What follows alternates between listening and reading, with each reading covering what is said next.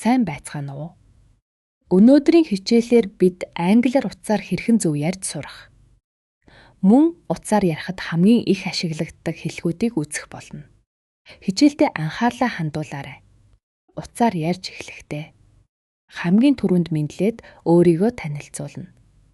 Hello. This is Bat. Бэнө, энэ бол Бат байна. Эсвэл арай товчоор. Bat speaking.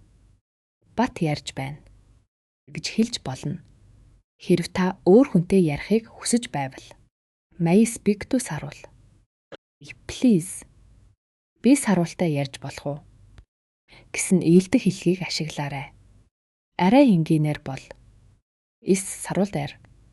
Саруул бэ үү гэж асууж болно.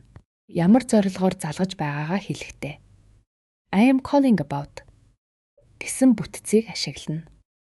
Жишээ нь I am calling about the meeting. Би хурлын талаар ярьж байна.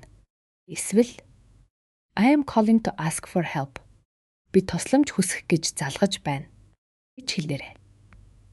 Заримдаа таны залгасан хүн ярих боломжгүй байж болно. I am sorry. She is not available right now. Уучлаарай. Тэр одоо ярих боломжгүй байна. Эсвэл She's on another call. Тэр өөр хүнтэй ярьж байна гэж хариулж болно. Хэрэг зурвас үлдээхийг хүсвэл Could you take a message? Та зурвас авч үлдэж болох уу гэж асууна. Эсвэл Please ask him to call me back.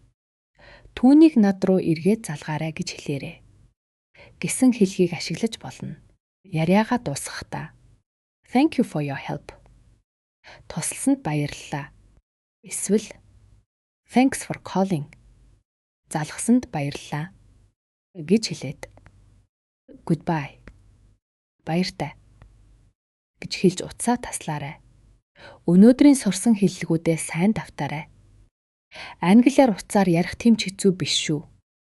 Хамгийн гол нь өөртөө итгэлтэй яриарай.